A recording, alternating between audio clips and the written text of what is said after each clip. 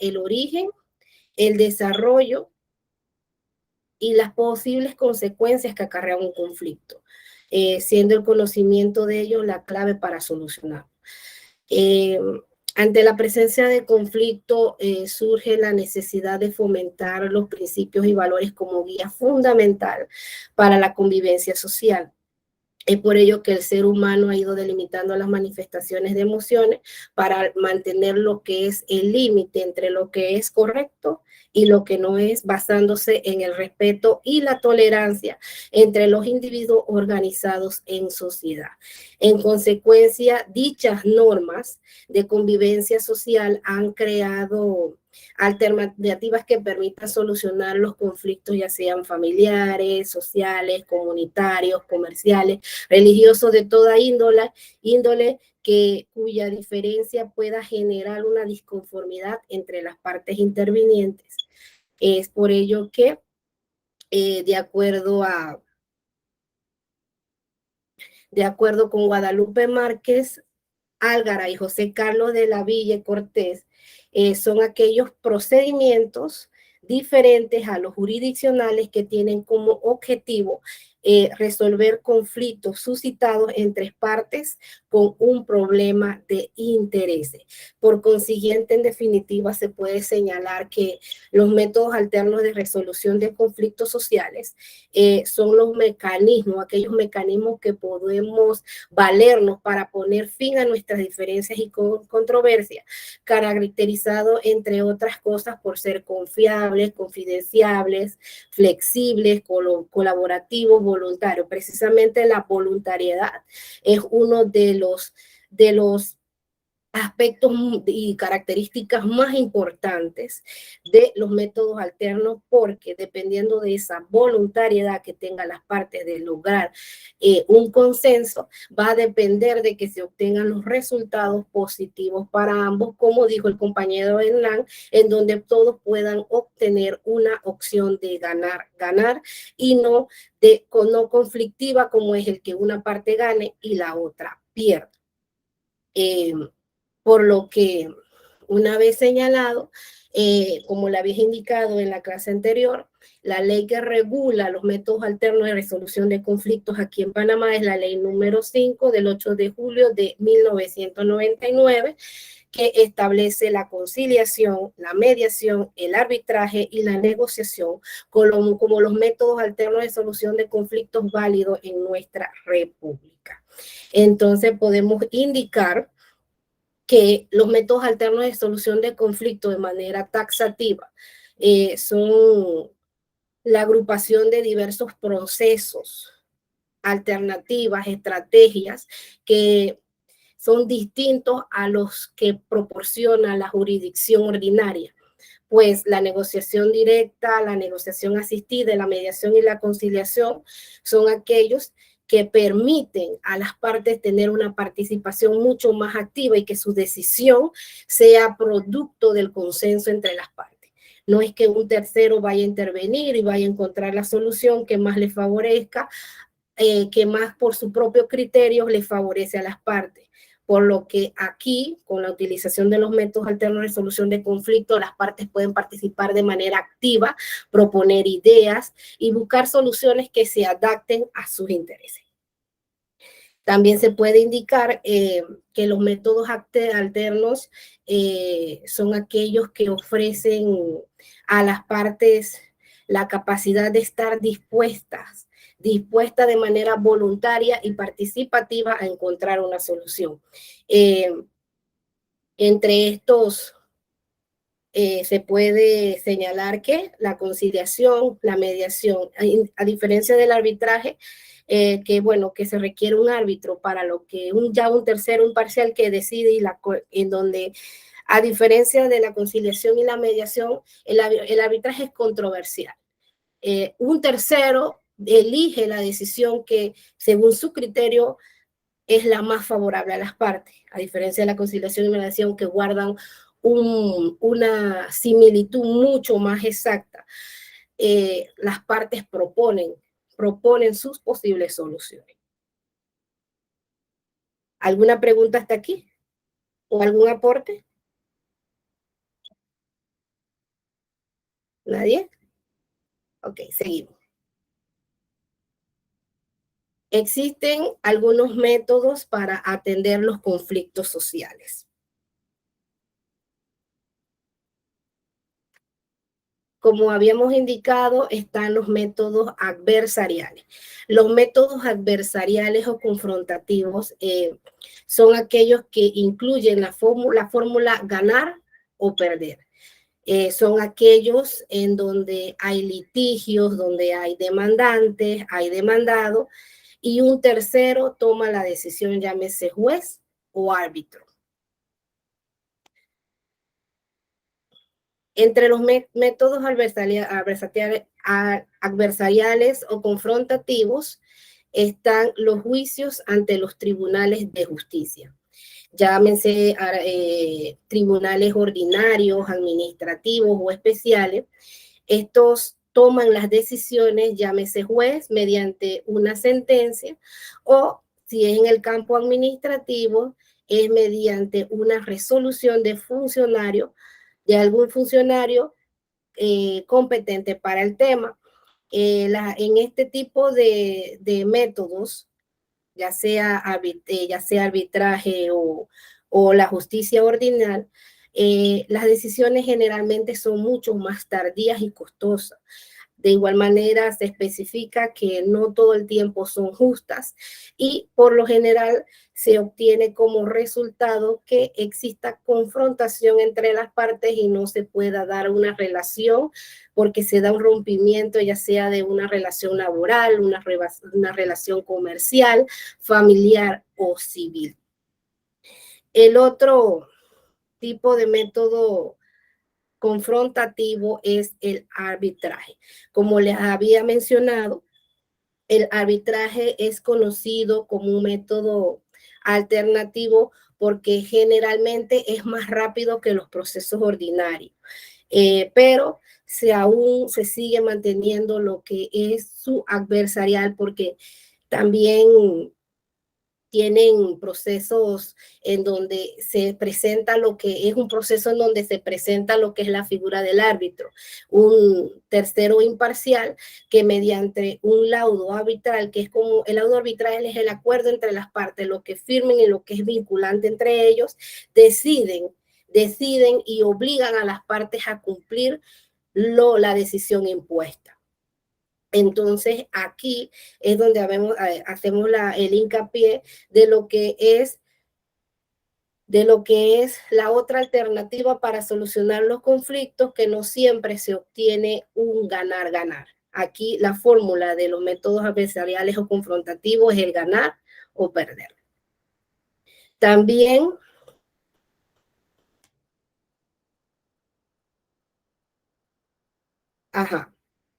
también en este apartado se establece lo que son las desventajas de la aplicación de los métodos adversariales o confrontativos. Como le había mencionado, en este tipo de métodos las decisiones son impuestas. Aquí un juez decide mediante sentencia lo que es vinculante para las partes y en el caso del administrativo es una resolución de un funcionario, o también el arbitraje mediante un laudo que es vinculante entre las partes. Además, es un proceso involuntario. A quien se demanda tiene que comparecer de manera obligatoria.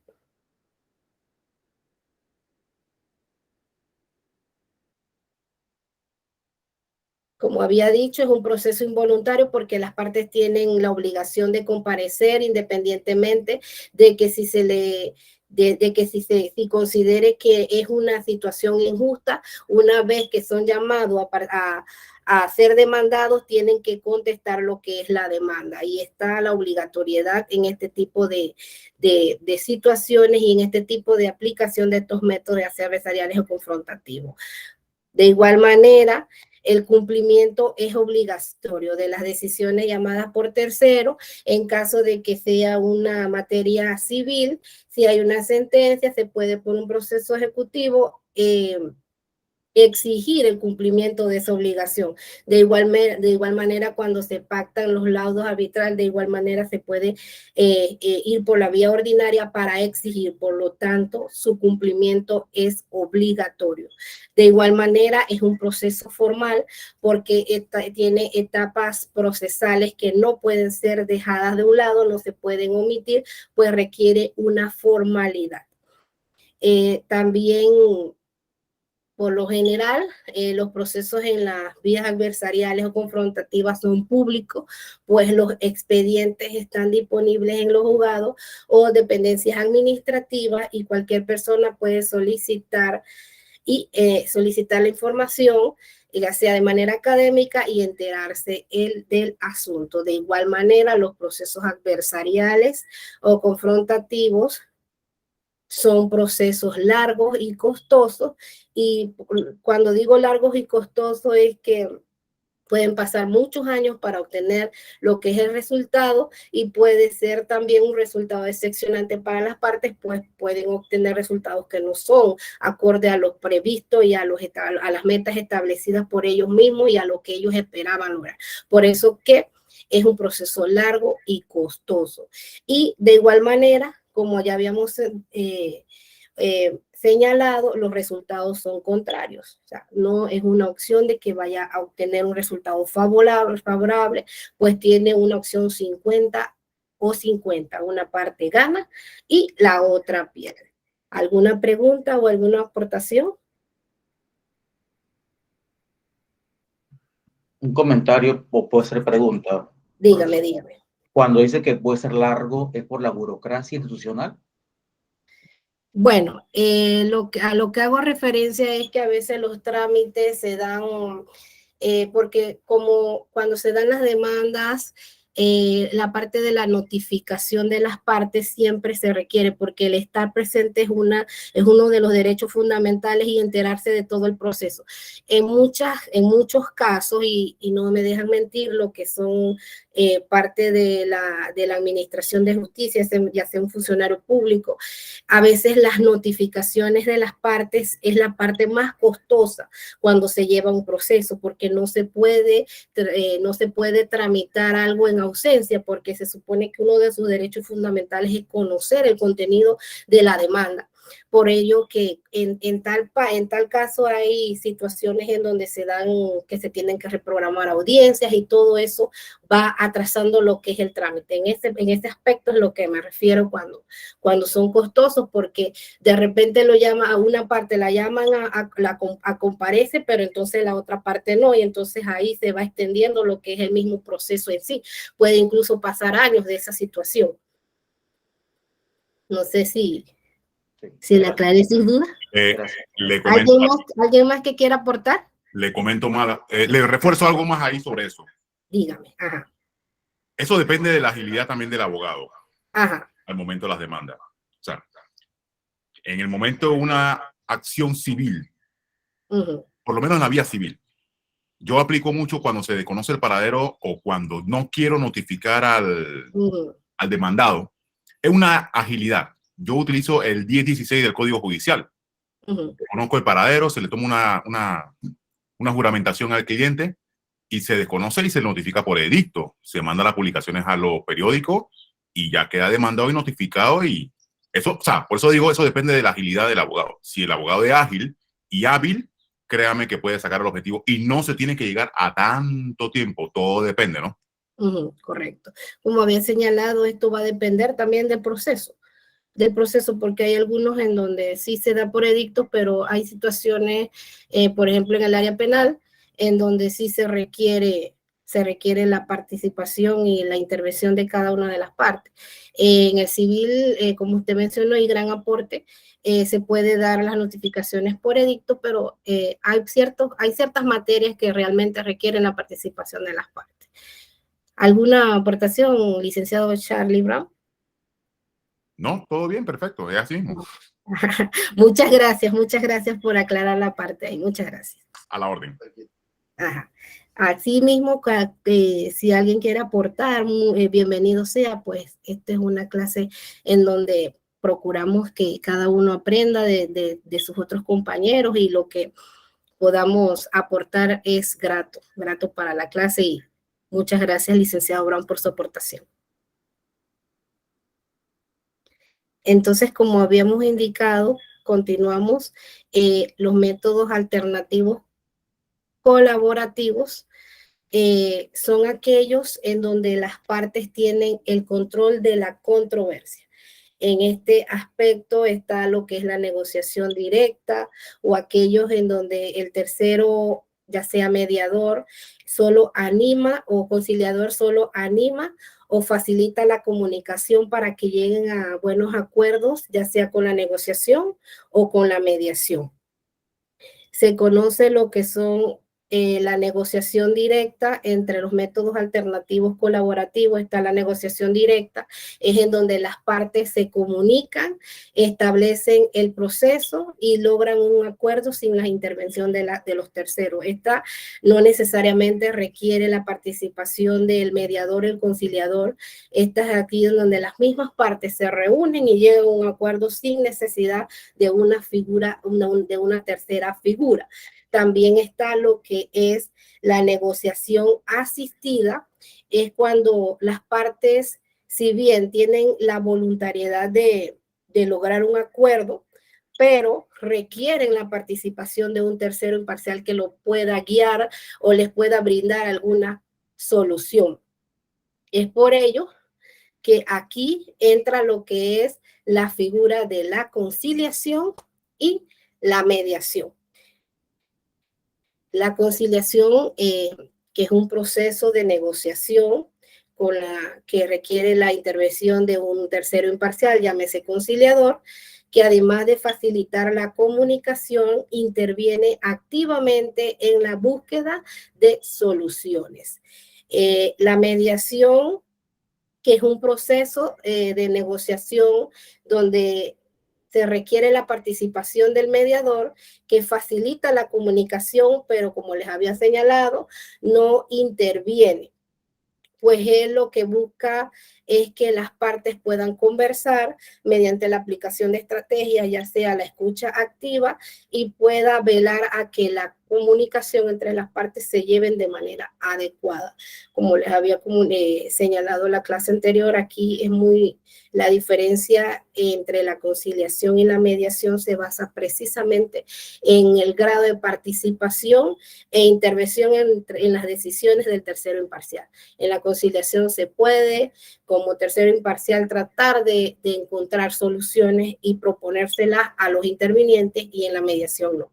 En la mediación no se puede hacer esa acción, pues estaría en contra de lo que es las normas y reglas establecidas por la misma figura. Aquí, bueno, es una de las grandes diferencias entre la conciliación y mediación, y es importante de establecer esta diferencia, pues allí va a depender en donde si se está haciendo, llámese un acta de conciliación o un acta de mediación, dependiendo de la participación del tercero. Profesora, no me quedó claro lo que acaba de decir. Habló primero de la conciliación y luego ahí mismo de la mediación. Sí, es que lo que sucede que estamos hablando de lo que son los métodos alternativos colaborativos, porque estábamos anteriormente hablando de los adversariales y ahora de los colaborativos. Los adversariales son la ordinaria y el árbitro, un tercero imparcial que toma la decisión. Entonces, en los colaborativos, entonces está la negociación directa o asistida, también la negociación directa y la asistida. Y la asistida, la misma negociación asistida, es la que requiere la intervención del conciliador o el mediador. Entonces, cuando usted me indica cuál es la diferencia entre la conciliación y mediación. Es que usted dijo que la conciliación requiere un tercero imparcial, donde se interviene activamente en la búsqueda de las soluciones y requiere la participación de un mediador. Ahí fue donde me perdí. Yo tenía entendido que la conciliación se requiere un conciliador, la figura de la conciliación, y la mediación es el mediador. Entonces ahí me siento como un poco confundida. Sí, no, es que el conciliador requiere la participación, la conciliación requiere la participación del conciliador, que él puede buscar opciones y puede brindar soluciones a las partes. Y la mediación, la figura del mediador, que solamente es un guía y el que procura de que la mediación se lleve. Quizás mencioné mal los términos, pero sí, muchas gracias por la aclaración. Sí, la conciliación es el conciliador que puede buscar alternativas de solución, mientras que la mediación no. El mediador no tiene esa característica y no tiene ese beneficio de buscar soluciones. Simplemente él es el que está ahí presente para procurar que la conversación entre las partes se lleven de manera adecuada con el debido respeto y tolerancia. Ahora sí, aclaré la duda, licenciada Daisy. Listo. Muchas gracias, licenciada. Ajá. Y muchas gracias por su aporte. Quizás en ese momento dije mediador y era conciliador. No, sí. Cada uno tiene su figura imparcial, conciliador y mediador totalmente aparte. Y muchas gracias por su aclaración. ¿Alguna otra consulta? Profesora, entonces Dígame. quiere decir que el mediador está allí escuchando a ver la conversación, las propuestas, las posibles soluciones que dan las dos personas afectadas, ¿cierto? Sí, correctamente. Y si en tal caso se alteran o no llegan a un acuerdo, entonces ya ahí es que tiene que intervenir la parte del conciliador. Correcto, él es el que procura que se mantenga lo que es el respeto y la tolerancia. Y que la misma gracias. mediación, Es que tenía la idea de que en la mediación, pues, a veces era necesario que existiese un mediador y a veces no. No. En la mediación es porque si llegan a un acuerdo entre las partes, él da fe de que realmente hubo voluntariedad y hubo una conversación adecuada en donde ambas partes tenían el equilibrio del poder. Perfecto, muchas gracias. En donde no se diera ese tipo de que una de las partes tuviese una figura ante la sociedad de mucha más autoridad y pueda ocasionar que la otra parte ceda ante su poder. Entonces ahí es el mediador. Igualmente el conciliador tiene, pero la diferencia está en que el conciliador puede sugerir. Ese sí sugiere y sí, a través de conceptos legales, me imagino, con su conocimiento, entonces sí puede sugerir. Ok, muchas gracias. Sugerir. En la mediación no, es total, la mediación, su participación es para guiar y determinar que todo se esté llevando de manera adecuada. Profesora, buenos días, Bella Santo. Esto quiere decir que antes de ir a mediación y a conciliación, se debe estar bien claro si las partes, cuál de los dos medios va a utilizar, ¿verdad? Sí, correcto, es muy necesario. Es muy necesario porque antes de iniciar lo que ya sea la sesión, se tiene que tener lo que ya sea el mediador o el conciliador, que a veces las mismas personas tienen la capacidad, dependiendo de cómo se lleve la misma sesión ya sea de conciliación o mediación. Ellos tienen que tener claro cuál de las dos estrategias o herramientas van a emplear para poder encontrar la solución. ¿Alguna pregunta? Buenos días, profesora y compañeros. Sí, yo tengo una consulta. Estaba leyendo la ley que nos aportaron en el Classroom y ella dice que en los procesos de arbitraje, estos deben ser sometidos al reconocimiento y ejecución por parte de un juez de la jurisdicción civil, el laudo arbitral. Yo quisiera saber si en la mediación y la conciliación, esta acta final que las partes firman, en donde ellas están de acuerdo con lo que pues pactaron en ese pequeño proceso, si esta acta también debe ser sometida al reconocimiento de algún juez o simplemente el acta firmada por las partes tiene validez. Exactamente. La misma ley nos señala que el acta que se pacte entre la conciliación y la mediación son vinculantes y de cumplimiento obligatorio una vez que hayan sido firmadas.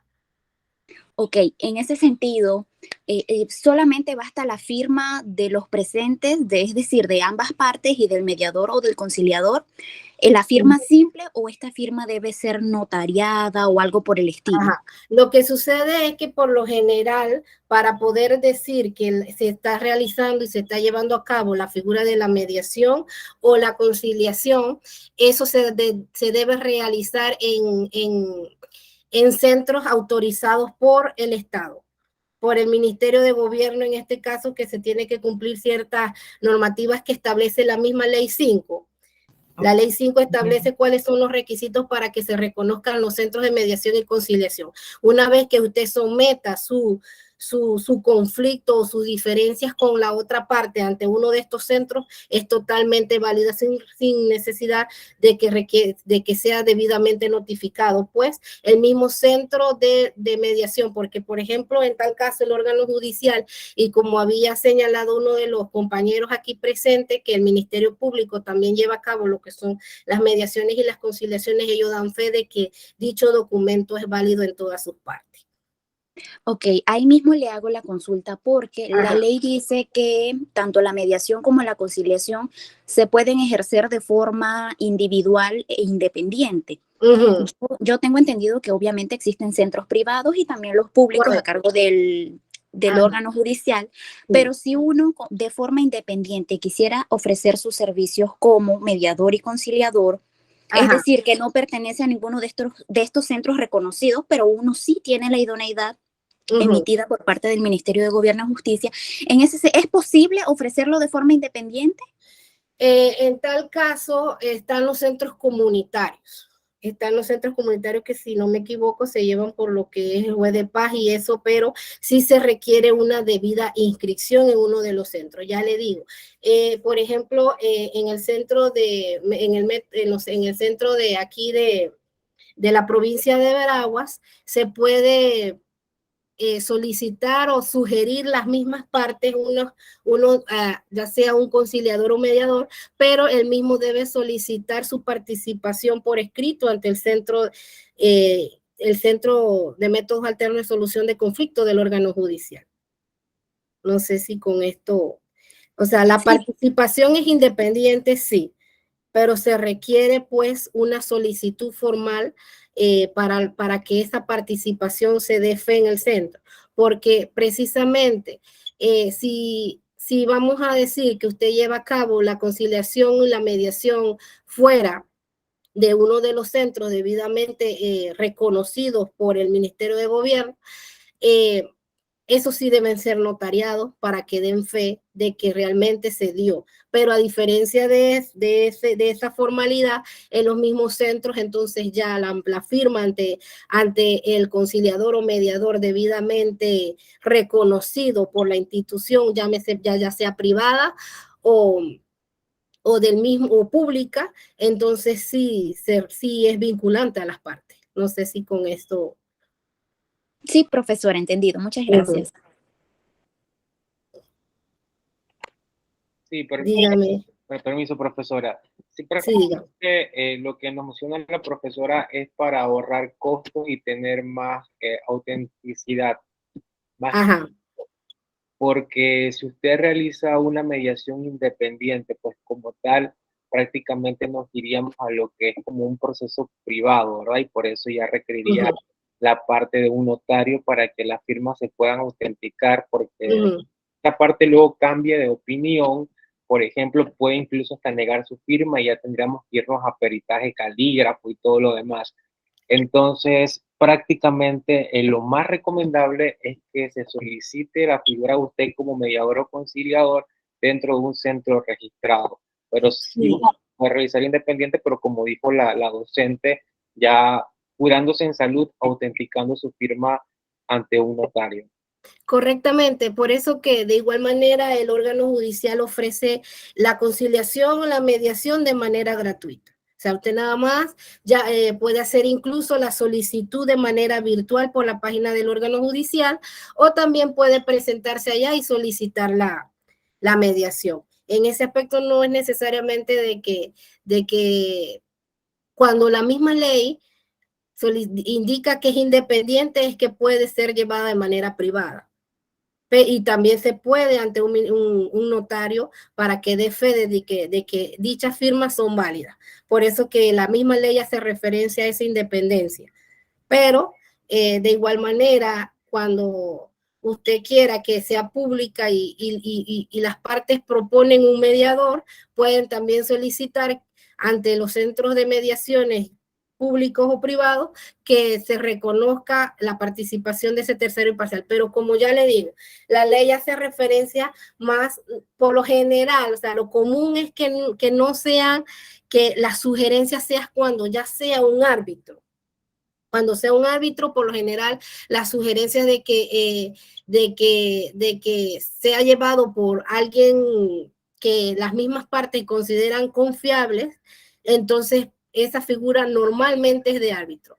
Pero en la práctica, por lo general, cuando se haya mediación o conciliación, se solicita en las instituciones debidamente reconocidas por el Estado, pero tampoco limita a que un conciliador o un mediador debidamente reconocido por el Ministerio de Gobierno también pueda participar, pues esto se hace la solicitud formal ante el centro de mediación, puede ser el público o también los comunitarios que tienen mucho peso y validez, entonces para que puedan ejercer ese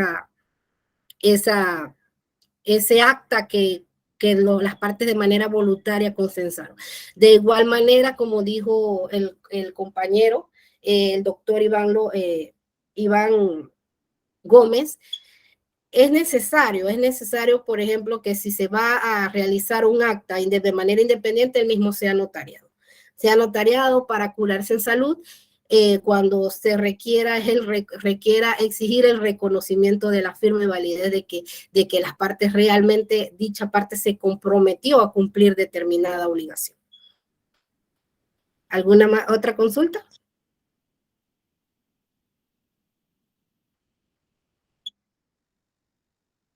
¿Algún aporte?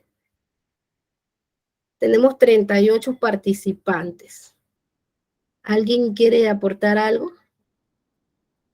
¿Alguna consulta? ¿Algún aporte?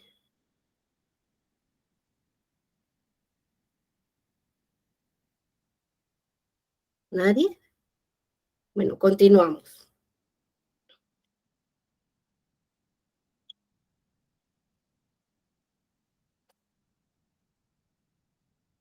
Ajá.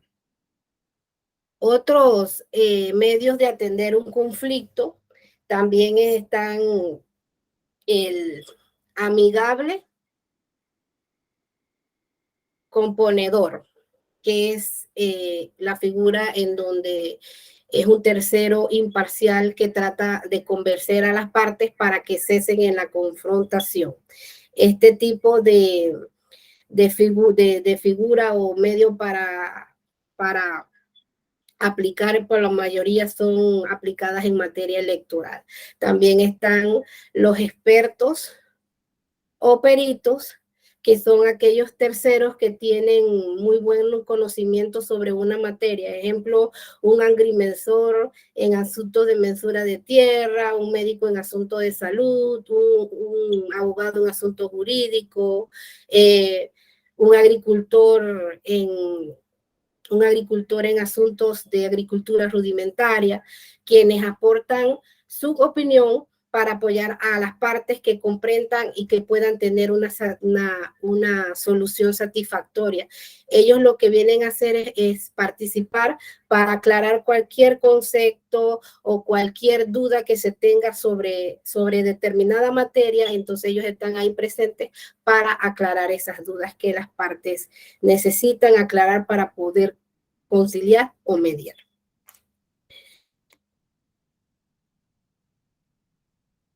Ventajas y desventajas de los métodos alternos de solución pacífica del conflicto.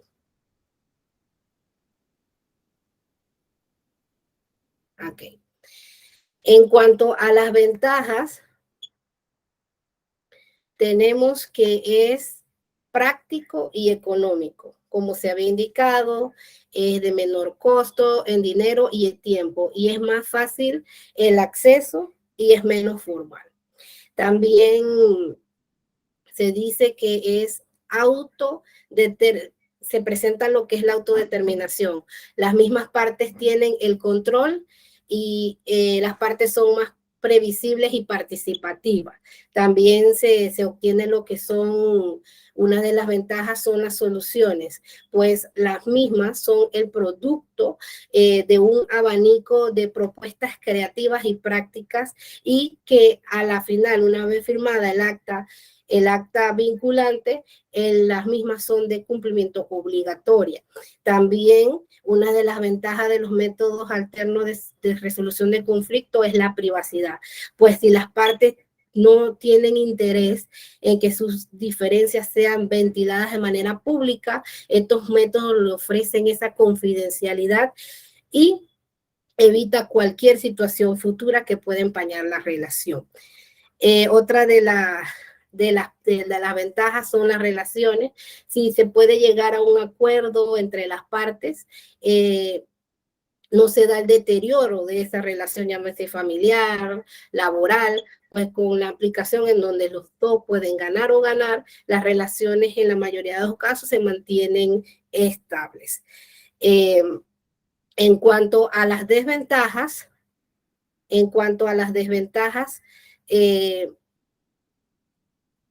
es que se requiere un precedente. Cuando digo que se requiere un precedente, evidentemente nadie quiere tener un conflicto, nadie quiere tener una diferencia, pero bueno, se requiere para poder solucionarlos. Entonces, una de las ventajas es que para que exista la aplicación de los métodos alternos de resolución de conflicto, es que exista un conflicto, que a veces, en la mayoría de los casos, producen inquietudes, desvelos entre las partes. También una de las desventajas es cuando se hace referencia al problema estructural, es decir, cuando dicen que hay compañeros que esperen que los acepten. Doctor Iván.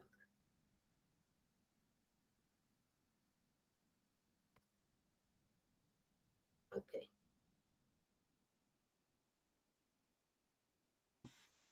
Gracias, procedemos, pero bueno. Ok, gracias. Entonces,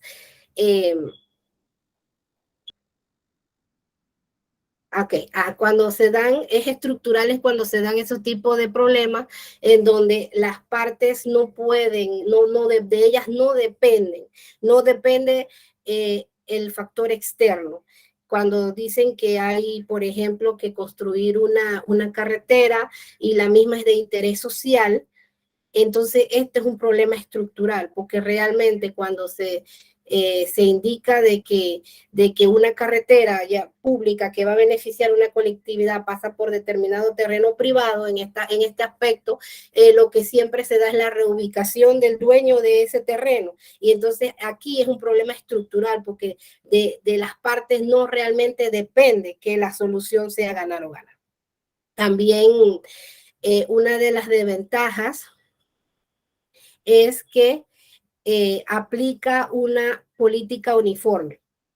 O sea, cuando hay que decidir en base a una situación o disposición dada por otros, generalmente el Estado, que no puede ser cambiado por las partes. También una desventaja es cuando no existe una representación de todas las partes, porque en muchos casos, cuando se realizan los métodos, se realiza la mediación o se realiza la conciliación, ellos pueden ser acompañados de un representante legal que en tal caso puede apoyarlos a lograr la solución, pero en la figura de las partes. O sea, propone, sugiere, pero a su cliente. Y hay partes en donde no están representadas, en donde no tienen una orientación. Entonces, ahí sí se da una desventaja, porque se da lo que es el desequilibrio del poder en cuanto a cuáles son las posibles soluciones y el consenso que pueden llegar a las partes. Entonces, aquí es una de las desventajas que se pueden presentar. También una desventaja es que no haya voluntades, porque también hay procesos más en el caso de familia que siempre lo remiten a los centros de mediación y conciliación, porque esta es una de las maneras en que no necesariamente, o sea, siempre, no necesariamente se exige que sea voluntaria o no, pero a veces hay situaciones en donde se requieren agotar ciertas instancias para entonces acudir a otros tribunales y esto se da muchos en los casos de familia. También cuando se da el desequilibrio del poder que había indicado, en donde se nota y la figura del mediador o conciliador tiene que lidiar con esta situación, en donde se da por evidente, y esto por lo general sucede en materia laboral. En materia laboral, cuando se dan esas sesiones de conciliación o mediación, en donde se enfrenta el empleado con el empleador. Entonces aquí por lo general siempre se da esta situación en donde se dé el desequilibrio del poder. Y también cuando se tratan de algunos delitos de orden público o violencia familiar, también es una de las desventajas. Y cuando se requiera que sean transparentes, porque también hay situaciones y casos en donde en donde se requiere que los mismos sean de conocimiento público. Y aquí también es una desventaja para lo que son los métodos alternos de resolución de conflictos. Entonces, aquí terminamos este tema, así que vamos a que cada uno me aporte alguna expectativa, una opinión, un aporte sobre lo que hasta el momento hemos conversado. Profesora. Sí, dígame. Quiero aportarle solamente a lo de la desventaja. Sí, dígame. En materia penal. Ajá. En materia penal, bueno, los que somos abogados y los compañeros del Ministerio Público que están aquí presentes, cuando se va a los métodos alternos de solución de conflictos, sea del órgano judicial o del Ministerio Público, una vez se llega a un acuerdo entre las partes, el juez debe validarlo. ¿Estamos de acuerdo hasta ahí? Sí.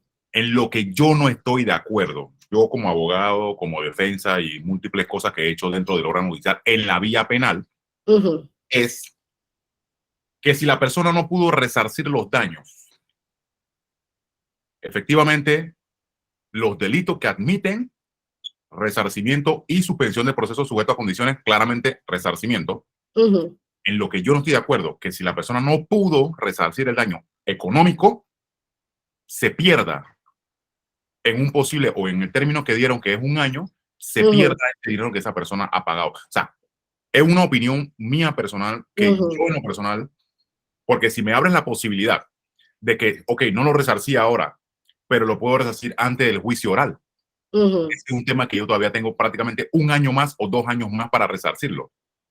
Entonces, yo tendría que volver a solicitar un método alterno de solución de conflicto y ver si la posibilidad de la parte afectada quiera admitir el método alterno, porque va a decir, si no me cumpliste en la primera, no me vas a cumplir en la segunda. Yo diría, yo podría interponer de que, hey, está bien, te pagué, fue un tema de $80,000, te pagué 40,000, me faltan 40,000. Y el juez debería valorar que realmente, si la persona ha pagado $40,000, todavía existe esa posibilidad de terminar de resarcir hasta la fase de juicio oral ese dinero. Y en lo otro que yo tampoco no estoy de acuerdo, si las partes también llegan a un método alterno y la persona dice, hey, ven acá, no te pagué y me voy a ir con un acuerdo con el Ministerio Público, y la parte afectada queda guinde. Esas son 2 aportaciones que la verdad yo en lo personal la he visto y no me gusta en lo personal. No me gusta porque si la persona sale afectada y quiere ser resarcida y no está resarcida de momento o completamente, hay un problema. Entonces, si la persona indiciada o imputada quiere llegar a un acuerdo con el Ministerio Público, llega al acuerdo y la víctima, en este caso, quedaría en pocas palabras, como el buen panameño, guinde. Correcto. Esos son temas que están muy conflictivos, ¿no? Sí, casualmente, y la semana pasada estaba leyendo una resolución al respecto y tampoco yo no comparto esa parte del 220 y hace referencia a que realmente el acuerdo es entre el Ministerio Público y la defensa. La víctima, como en el sistema anterior, queda desamparada y yo tampoco, al igual que usted, no comparto esa situación porque realmente si en un momento dado, llámese de que, como me indica, la parte no cumple, pero tiene totalmente la intención de cumplir y ya ha cumplido con un 50% del monto establecido en primer lugar, no está de más brindarle extenderle un tiempo prudente para ver si de igual manera puede cumplir con esa solución, porque independientemente de todos, en estas situaciones, cuando se llega a un acuerdo conciliatorio de remuneración económica y no se cumple a totalidad el monto pactado, si se da lo que es la continuación del proceso, igualmente no va a obtener las mismas ganancias cuando si se cumple a cabalidad el acuerdo. Entonces, ahí también está la incongruencia y mi punto de vista de que en efecto debiese otorgársele un tiempo prudente o extenderle un poco más de tiempo, porque si en su momento pudo cumplir con el 50%, esto no es menos de que no pueda cumplir con el otro 50% si se le otorga una extensión del término. Pero como la ley lo establece de manera taxativa y aquí en Panamá todo es así, en el sentido de que si lo dice así, pero en cierto punto a veces muy selectiva, entonces sí es desventajoso para la parte que afecta. Pero en tal caso, cuando se van a un acuerdo hay muchas veces que en efecto, como usted lo señala, licenciado, las víctimas son las más agravadas y llega a un acuerdo, se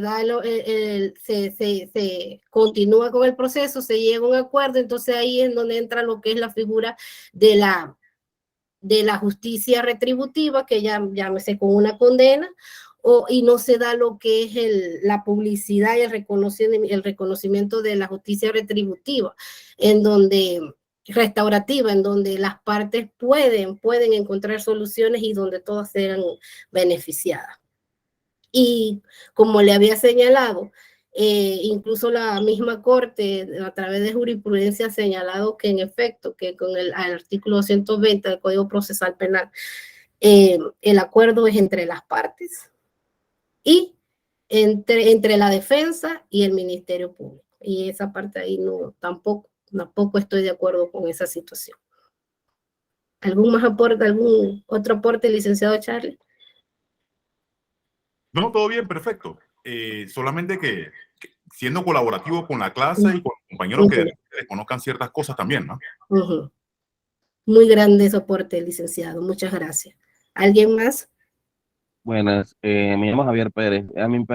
Yo quiero saber si, a mi parecer, si es un método más rápido, pero con lo dicho por usted, mi pregunta es que, ¿qué pasaría si no se acepta ni conciliar ni mediar? Después pensé que por esta vía sería mejor que la judicial, o se debe iniciar otro tipo de proceso.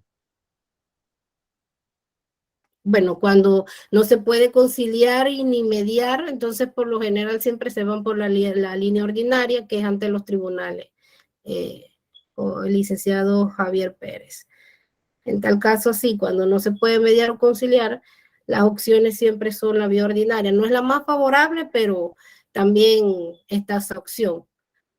Pero cuando se recomienda la que es la aplicación de los métodos alternos, no es la vía más, porque en cierto punto es la parte adversa de los métodos alternos de resolución de conflicto, pero sí, en cierto caso es la otra solución para encontrar una alternativa a las diferencias. ¿Alguien más?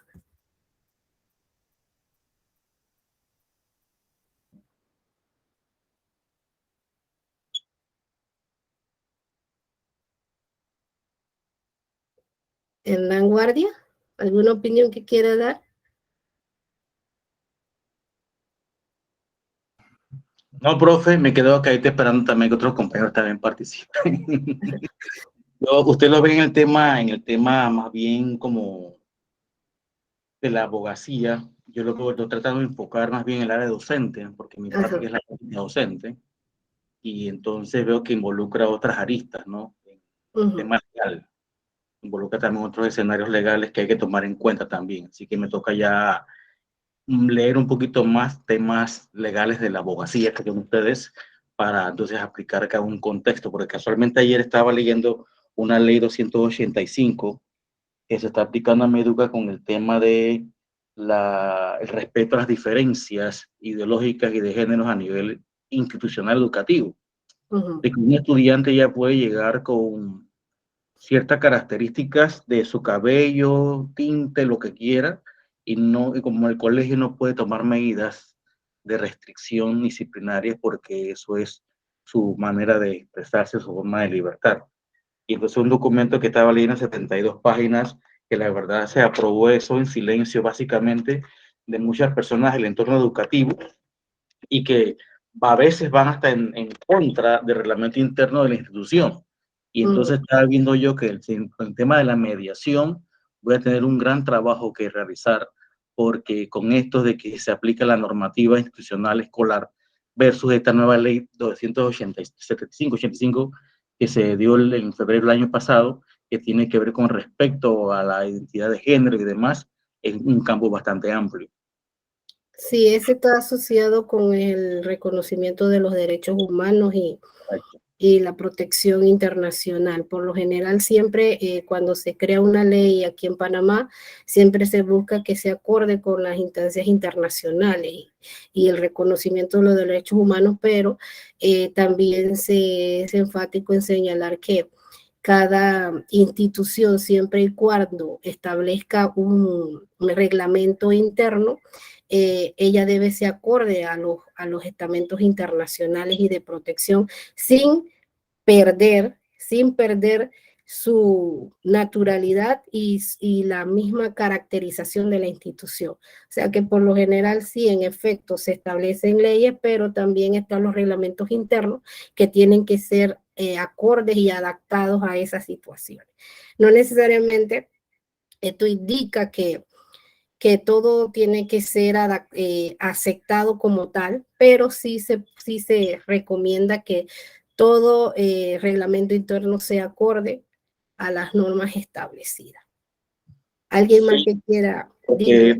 Porque en este caso, profe, retomando atrás dos situaciones que se dieron marcadas entre el año pasado y antepasado, recordar el caso de una niña, creo que fue del Colegio Cerro de Moscote, o que iba con las trencitas o su afro y en el colegio no la dejaban entrar porque iba en contra de la norma disciplinaria. Hubo un caso bastante severo de eso. Entonces, desconozco realmente a cabalidad, a profundidad del caso, el hecho como tal sea así de manera muy somera, pero realmente asumo que debió existir algún tipo de mediación. Y también el caso de un colegio aquí en Ciudad de Panamá, en donde un director tomó medidas disciplinarias por el respeto al acto cívico de una institución, en donde simplemente los chicos se fueron al padre de familia a decir su punto de vista de qué fue lo que pasó, a su propia interpretación, con ganas de desprestigiar la norma disciplinaria y la actitud del director, cuando el director recibe de manera sorpresiva otras instituciones que fueron allá porque fueron padres de familia con sus hijos a denunciar a Meduca y a instituciones encargadas de estos derechos humanos, y vinieron acá al colegio con la denuncia ante el director y le iban a abrir un expediente. Y entonces la pregunta es qué tipo de mediación se habrá dado en ese caso, ¿no? Que debe ser algo bastante profundo, porque escuchar la versión del padre de familia, escuchar la versión del director, escuchar a los profesores, la versión del estudiante, hubo un granaje bastante amplio ahí, que la verdad al final, bueno, se dio el respaldo institucional al director y quedó a un lado entonces el tema, la acusación, corrijo, que le habían dado los estudiantes a los padres de familia, a esta entidad que vino acá a supervisar y a monitorear realmente qué había pasado en el colegio. Es que precisamente, licenciado Hernán Guardia, todo proceso que se inicia debe ser investigado. Me imagino que todos esos trámites se realizaron, se fueron agotadas cada instancia y me imagino que sí se tuvieron que haber aplicado que es los métodos y alternos de resolución de conflictos, pero como usted dice, no se tiene más detalle del asunto. Eso es lo que le entiendo. Correcto, sí. ¿Alguien más? Pero de mi parte, pues, leer un poquito más el tema de ustedes, el tema de derecho, que me está empujando realmente a esa línea. Y Liana Rivera, sí, dígame. Buenos días. Buenos días. Aprovechando que el compañero Hernán acaba de tocar un tema que se está dando actualmente en el sistema educativo, ahorita mismo este tema está circulando, pues nos ha llenado de mucha preocupación, porque a veces nos quedamos pensando, cierto, hay que seguir las leyes, tenemos que adecuarnos a los derechos humanos y todo lo concerniente a lo que son derechos y deberes, pero es una ley que realmente tiene un doble filo, es un doble filo porque si en cada institución se han implementado reglamentos para guardar la disciplina, para vigilar esto, que se sometan reglas que hagan que haya orden y disciplina en un plantel. Aparece reglamento o decretos que quedas de repente cómo lo interpreta la persona, y aquí afecta al docente, porque donde tú llames la atención, en donde tú busques que se dé la disciplina, porque llamémonos verdad, a veces los jóvenes confunden el que tenga un derecho y abusan de ese derecho. Pero si el docente comete el error de llamar la atención, entonces el que se va a ver perjudicado es el docente. Y aquí es donde viene el dejar hacer, porque a nadie le gusta meterse en problemas. Entonces, bueno, como el compañero, son cosas que se están dando en el sistema educativo. El tema se está viendo, se está dirigiendo mucho al área de derecho, pero yo mientras hablaban, yo trataba de ubicar esta situación, cómo mediar cuando se dé una situación así, porque vienen problemas bien difíciles para educación con respecto a esto. Gracias. Muchas gracias por su aporte. Sí, en efecto, como le indico, bueno, en el área educativa, como dice el doctor Iván, la mediación y la conciliación no solo es del área jurídica, también es de todas las ramas, llámese educación, administración, comercio, o sea, todo tipo y lo que el objetivo es prácticamente adaptar y tratar de que conociendo los parámetros, las estrategias, las herramientas, sus características y cómo guardarla, cómo completar lo que es el perfil de cada uno de llámese conciliador o mediador, entonces adaptarlo a la situación, porque como les indicaba en la clase anterior, hay que tomar aspectos necesarios, porque para poder conciliar o mediar se debe conocer el aspecto histórico, conocer el problema, atacarlo desde su origen. Entonces, en este aspecto, si bien es cierto, está bastante enfocado en lo que es el aspecto jurídico, no necesariamente significa que el mismo solamente puede ser aplicado en este campo, sino que puede ser aplicado en todos los aspectos, porque incluso el mismo Ministerio de Gobierno establece que la mediación no es exclusiva para los que sean licenciados en Derecho y Ciencias Políticas, sino que cualquier persona que tenga el interés de ejercer esta figura puede ejercerlo. Así que el área educativa no está eximida de dicha situación y sí sería importante, pues, en tal caso de que se den las mediaciones, se procure darle la publicidad adecuada en los centros educativos y que todos salgan beneficiados, porque si es cierto, no se puede no se puede decir que el reglamento interno es riguroso y debe mantenerse así, no va a ser acorde a los derechos humanos, porque esto es una nueva tendencia. El reconocimiento de los derechos humanos es una tendencia que no solo está afectando, no es afectar, sino no solo se está involucrando aquí en Panamá, sino es un asunto de manera internacional. Por eso que al darse esta situación de que se está surgiendo estas nuevas tendencias y este nuevo reconocimiento de los derechos humanos, cosas que antes no se reconocía, también puede darse un desenfreno de dicha situación, y donde las interpretaciones de que toda persona puede señalar de que me estás violentando los derechos humanos, me estás haciendo esto, y está mezclándolo con las ideologías de, como le había mencionado, lo que son los conflictos de valores, en donde unos consideran que su valor es superior al otro. Entonces todas estas situaciones son mediables y conciliables. El hecho está en conocer cuáles son sus aspectos históricos para poder llegar a un consenso y encontrar soluciones a estos conflictos. Es necesario que sí, antes de los centros educativos, me imagino que por lo general cuando se matricula un estudiante, ellos conocen y se les brindan a cabalidad cuáles son los reglamentos internos y disciplinarios de cada colegio, o no es así. Algún educador que me indique, cuando se van a matricular a los estudiantes, a ellos se les indican cuáles son los reglamentos internos, y que cuando se da la debida matrícula, ellos conocen a cabalidad qué es lo que está permitido, qué es lo que no está permitido antes de ingresar al colegio. Debe hacerse y deben los padres de familia o los acudientes deben firmar ese acuerdo. Algunos colegios hacen y proceden a realizar la documentación adecuada. Algunos no, otros por por situaciones diversas de falta de matrícula, situaciones que a veces dejan pasar.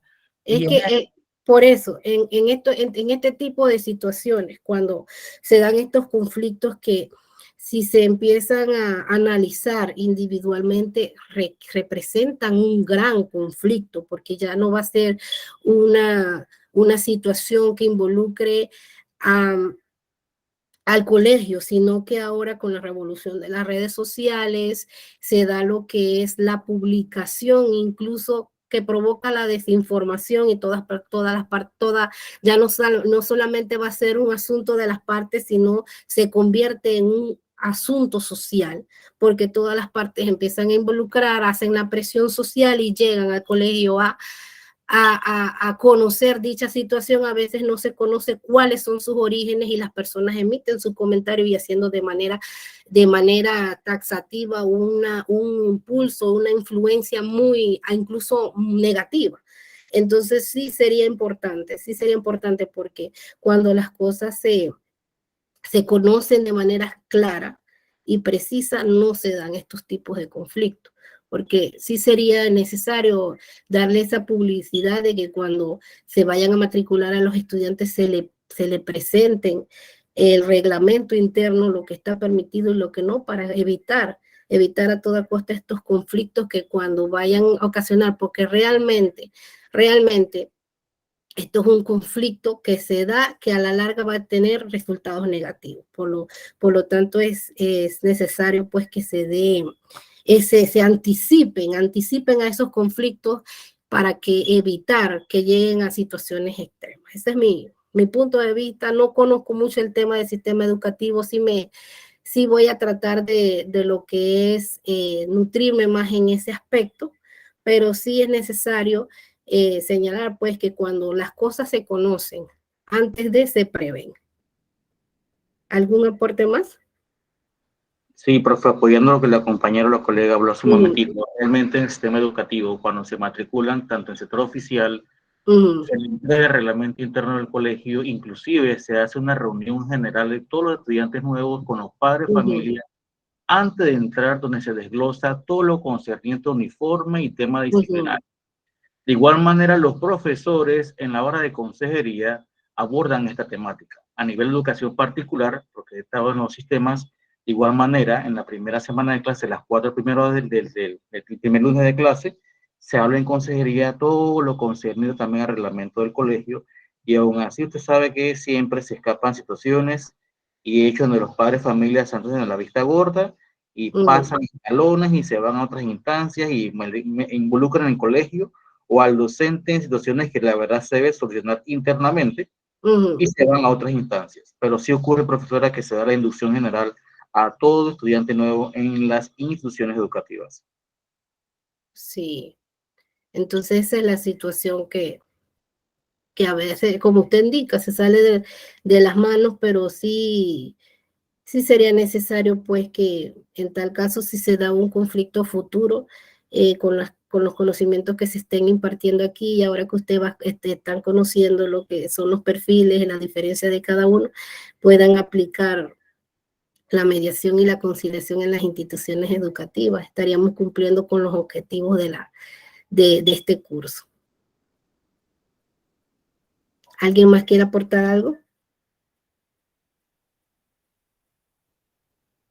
Yamilka Ramos. Nueva. Buenos días, profe. Buenos días. Buenos días. Bueno, lo único que sí quería pues comentar en esta parte de la relación que guardan todas estas políticas de mediación en los colegios, puesto que soy docente, es que también habría que ir actualizando un poco los,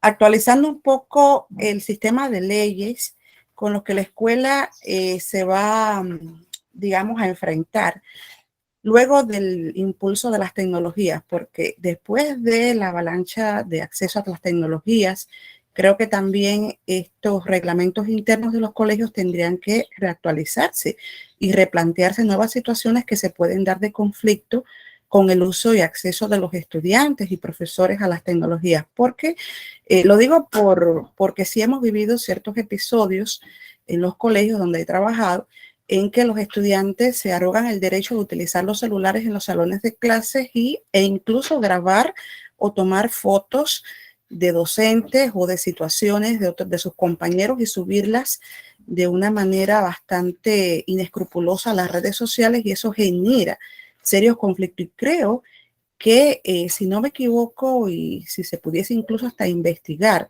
porque puede ser un buen tema de investigación, muchos de los problemas, casi más del 50% de los problemas que se dan en los colegios ahora mismo en el área de secundaria es el uso del celular y el uso de las tecnologías de manera irresponsable dentro de los salones de clase. Entonces, a la hora de enfrentar la situación, de mediar en el conflicto, pues no tenemos clara la política que el colegio va a seguir con el uso de esas tecnologías, y eso es lo que ocasiona es que la parte afectada, en este caso la escuela, el colegio, porque nosotros tenemos que hablar de imagen, tenemos que hablar de principios éticos cada vez que se va a tratar un conflicto de mediación. Entonces terminan los padres de familia, terminan los estudiantes ganando la batalla, ¿verdad? Y tomando incluso decisiones que no son en ese momento competentes para poder solucionar de manera positiva ese conflicto, porque no están declaradas en las leyes y en los reglamentos escolares el uso de las tecnologías.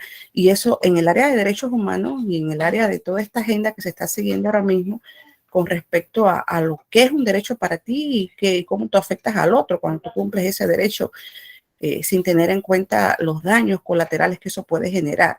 Entonces creo que por ahí también nosotros los docentes tenemos que ir viendo, no sé, como siendo un ente de comunicación o de buscar luz y claridad en esto, porque si no tenemos un respaldo en esas leyes y en esos reglamentos escolares con respecto al uso de la tecnología, entonces vamos a estar enfrentando una buena parte de conflictos que al final los vamos a estar perdiendo, porque los estudiantes tienen la potestad de decir que es su celular, que lo están usando y se pueden estar valiendo de muchas formas incorrectas para poder justificarlo, y eso no me parece que sea correcto en el área de la docencia, de la educación y eso. Gracias, profesor. Gracias por su aporte. Gloribet Cano. Sí, muy buenos días, profesora y compañeros. En Buenas. cuanto a lo que la compañera Yamilka está hablando y anteriormente la compañera Iliana, tengo una consulta. Hasta donde yo tengo entendido, los reglamentos internos del colegio deben ser revisados aproximadamente cada 5 años. En el caso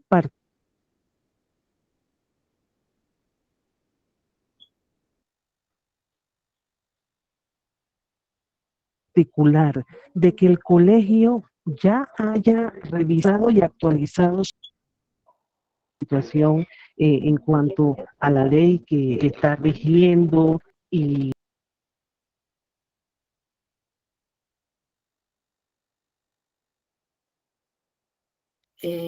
Gloribet Cano, ¿tiene problema con el internet o que no se le... Esa es mi pregunta. Ajá. ¿Me puede repetir? Es que lo que sucede es que como que tuvo interferencia en la llamada. Sí. Disculpe, vuelvo a hacer la pregunta. En cuanto a lo que estamos conversando sobre los reglamentos internos de los colegios, en cuanto a esta normativa de la ley, tengo entendido que cada 5 años los colegios deben actualizar, deben revisar sus reglamentos internos. En el caso muy particular de que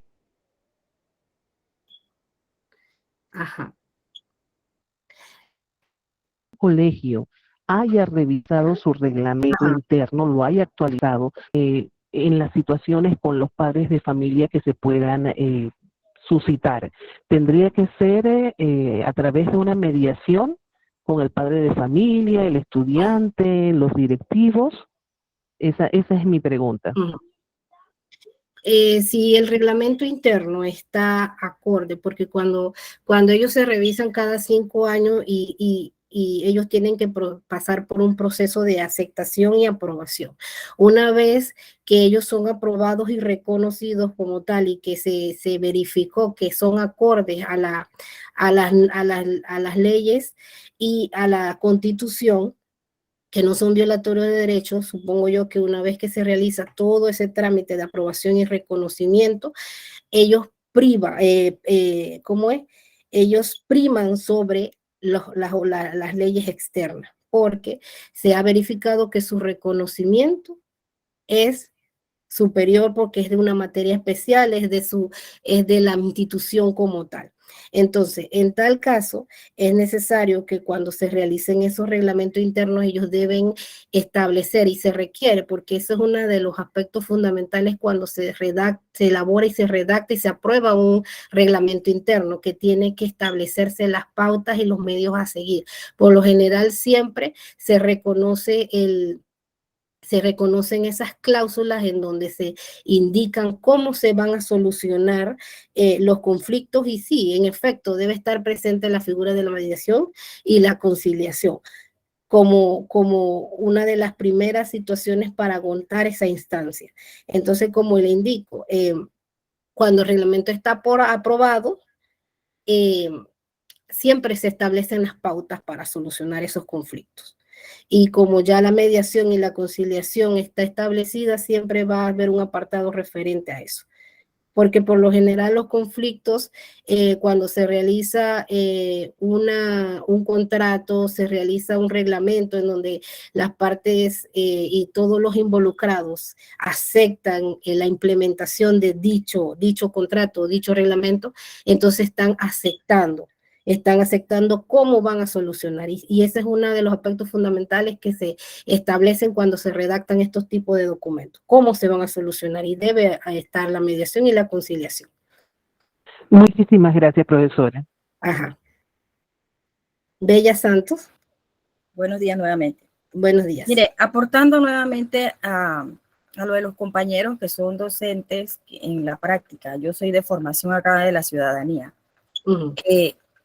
Es bien preocupante porque lo que ellos están exponiendo, porque el problema de esto es que después, lo que queremos es evitar precisamente problemas, conflictos, y la parte de la educación siempre por así decirlo, le quieren decir que los culpables son los educadores, los profesores, Entonces, esto hay que verlo bien, no sé, con una mirada hacia el futuro, porque estamos, los que están en premedia, que es la parte un poquito que yo siento que es un poquito más difícil, porque los estudiantes ya están hechos, vienen con ciertos criterios de la primaria, y aquí es donde se les acepta, ¿verdad? Con ciertas situaciones, ya sea sociales, problemas económicos, etcétera. Entonces, con estos conflictos internos que ellos mismos tienen sobre el yo presente de ellos. Entonces, esto hay que verlo con mejores luces, porque lo que queremos es evitar precisamente conflictos, problemas, situaciones. Entonces, si aceptamos de que ellos sean los que dirijan, oye, nosotros como facilitadores de la vida de ellos hacia la ciudadanía, hacia lo que van a hacer en el futuro, ¿cómo vamos a permitir que ellos hagan, por así decirlo, lo que a ellos les interesa hacer, lo que a ellos les da la gana, la forma de ellos ser, yo creo que eso hay que evaluarlo muy bien, porque queremos hacer una ciudadanía con principios y con criterios.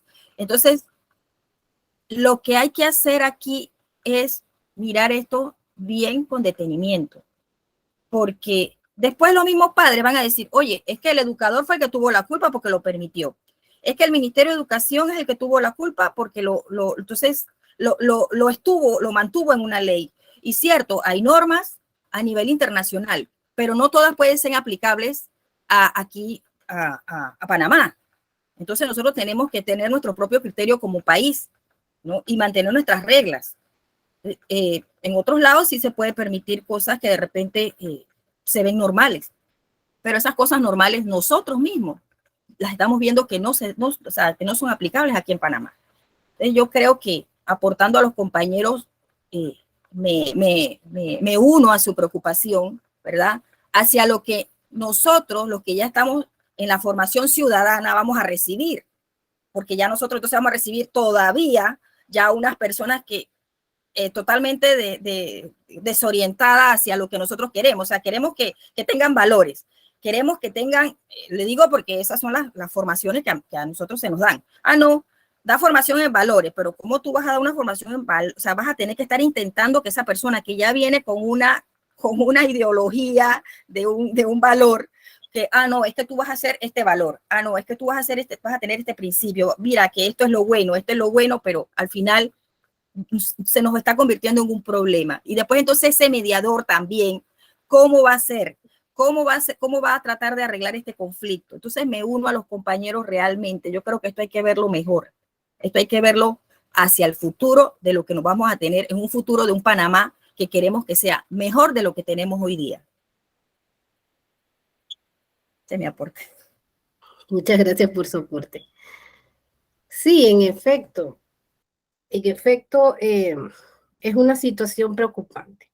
Es una situación preocupante porque, como le digo, no se es poseedor de todos los conocimientos. Lo que sí es necesario, pues, es adaptarnos, tratar de encontrar las soluciones, pero para todo esto, para encontrar una solución, primero se debe conocer el origen del conflicto, tratar de llevarlo desde su origen, desarrollo, hasta encontrar la solución. Hay tantos conflictos de manera diversa y bueno, es difícil tratar de abordarlos de manera individual, pero sí sería necesario pues que se tuvieran se conocieran a cabalidad pues lo que son los parámetros, la manera de llevarlo para poder encontrar las posibles soluciones. Como usted indica, cada estado mantiene su autonomía, cada estado debe implementar lo que está acorde a la sociedad. Se puede hacer reconocimiento de derechos, se puede reconocer aquel derecho, pero sí, como se forma parte de un ente internacional, llámese la Corte Interamericana de los Derechos Humanos, sí se requiere pues que en cierto punto, para ser parte de esa comunidad internacional, se requiere la aprobación de ciertos derechos, y bueno, está en cada una de las instituciones tratar de abordarlo, porque en efecto se están dando reconocimiento de diversos derechos, pero pero sí sería necesario pues que se abordaran, fueran abordadas por cada institución. Y como ya les digo, miren, antes de que ustedes llegaran aquí, tal vez en algún momento dado no conocían lo que es la figura de la mediación y la conciliación, los métodos alternos de solución de conflicto. Ahora sí lo están conociendo, pero hay personas que en este momento desconocen de esta figura, y ustedes le preguntarán a personas en la calle, ¿usted sabe qué es los métodos alternos de resolución de conflicto? Y ellos van a decir, no, ¿dónde está escrito eso? Entonces, así como estamos aquí, así también hay situaciones que pueden ser, o sea, diversos aspectos que pueden ser reconocidos y que están ahí, solamente que no conocemos, no lo buscamos, no nos informamos al respecto. Todo aquí tiene ciertos aspectos que pueden ser reconocidos, solamente que a veces en muchos casos lo desconocemos. Así que sí sería necesario pues que así como ustedes están aquí presentes, pues están conociendo cuáles son las figuras de los métodos alternos, cuáles son las posibles soluciones, cómo abordar esos conflictos. Asimismo se le dé la debida publicidad afuera y que otras personas se incorporen a este tipo de pensamiento en donde todo puede ser mediado y conciliado. Sí, dígame, José Barba.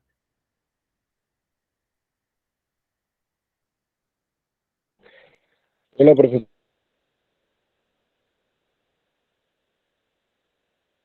Ajá, sí, dígame.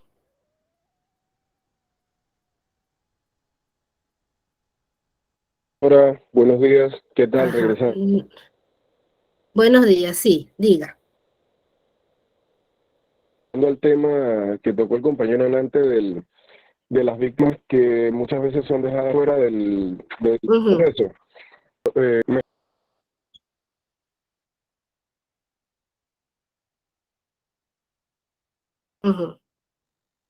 Sí, sí, lo escucho.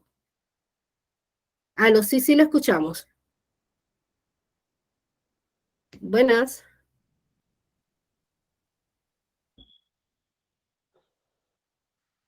Bueno, ahorita tengo buena...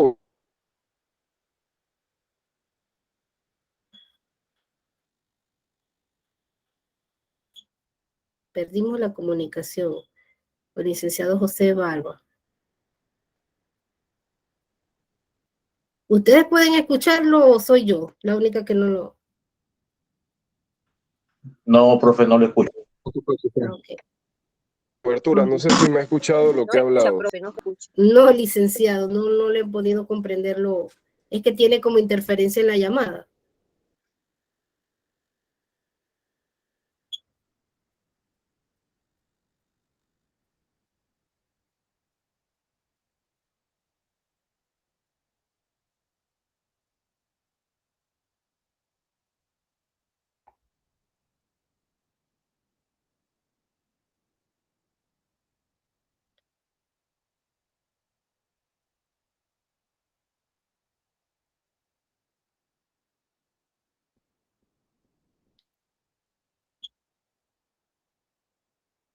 No se escucha.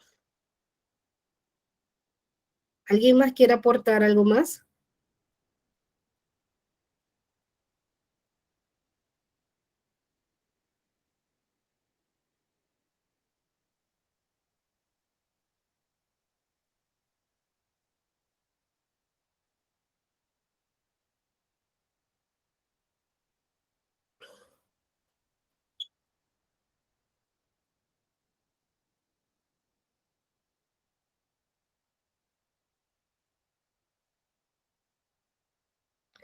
¿Alguien más?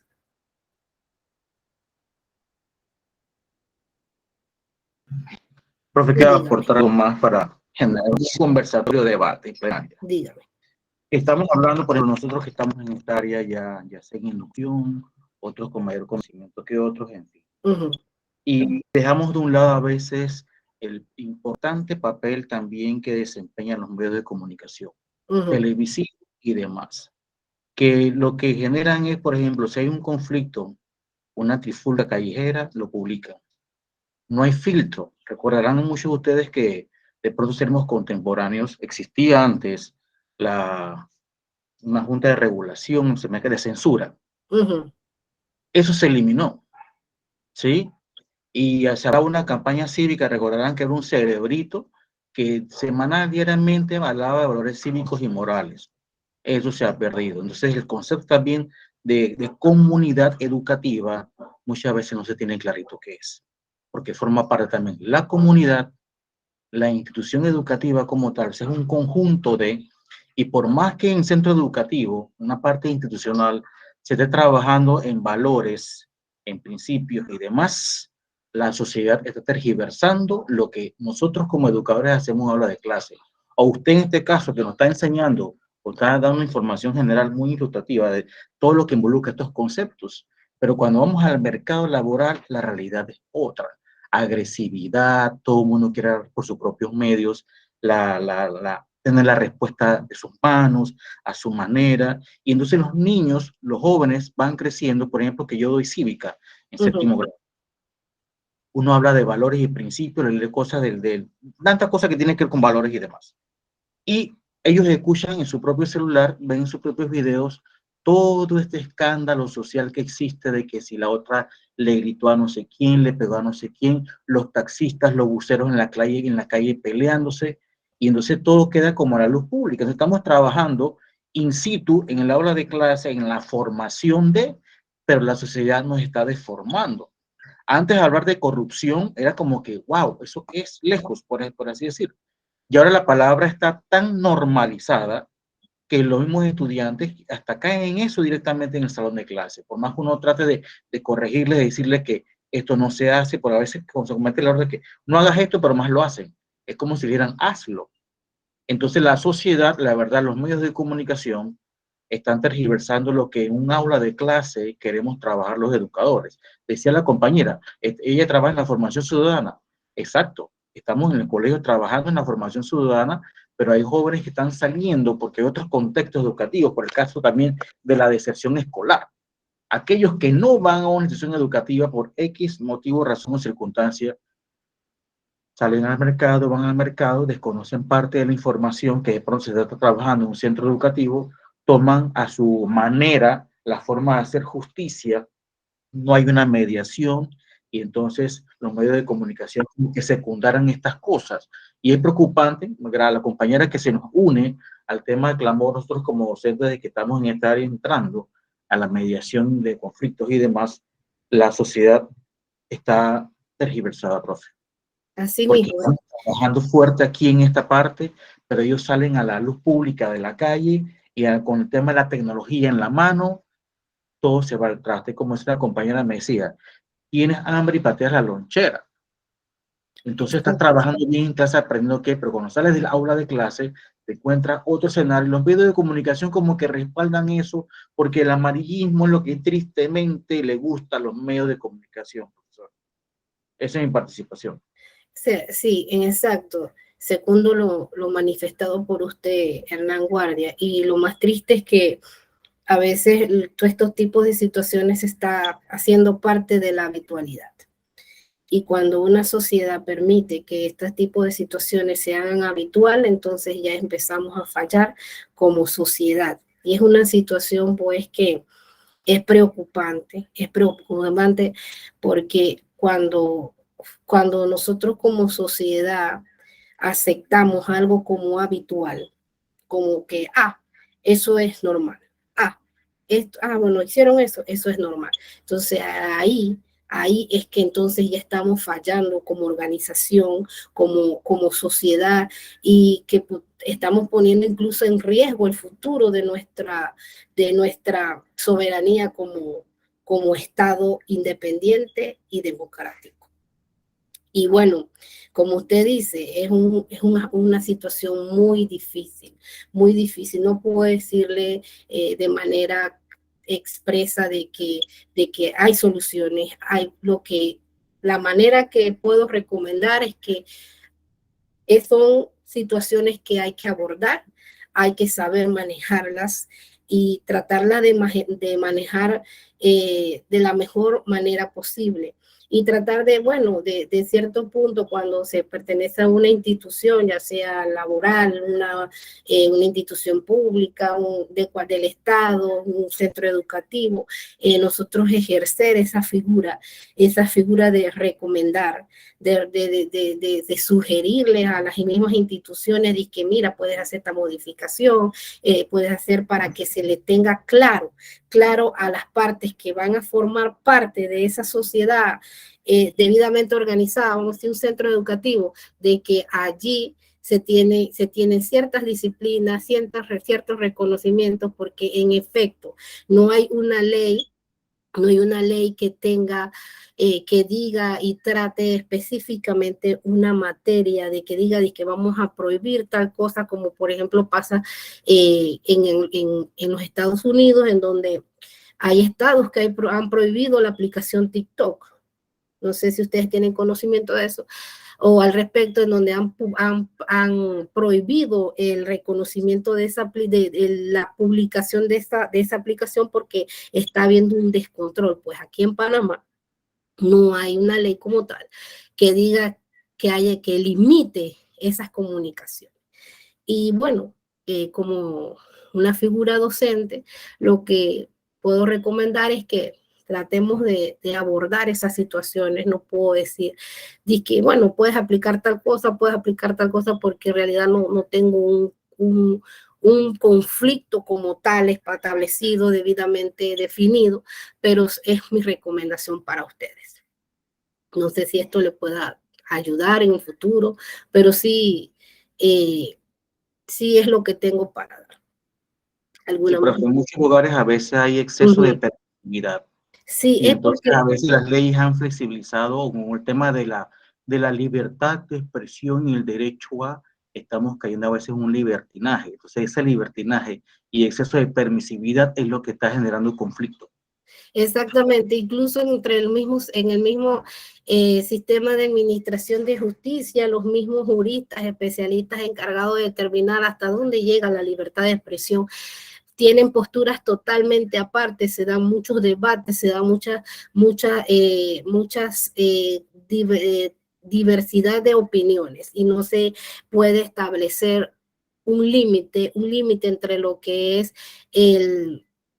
la libertad de expresión, hasta dónde llega, porque lo que sí está establecido que nuestro derecho termina hasta donde inicia el de los demás. Entonces ahí se da lo que es la protección porque cuando se dan esos discurso de odio, que en muchos casos, que es muy frecuente que se dé en las redes sociales, el discurso de odio, en donde empiezan a transgiversar la información, no conocen de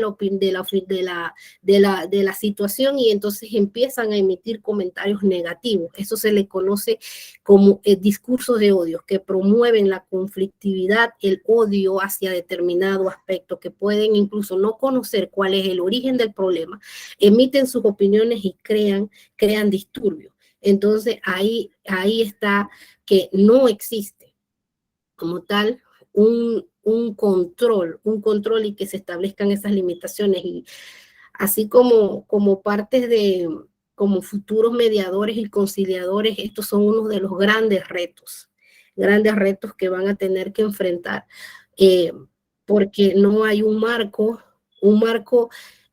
fijo que diga que bueno, esto va a ser así, esto va a ser así.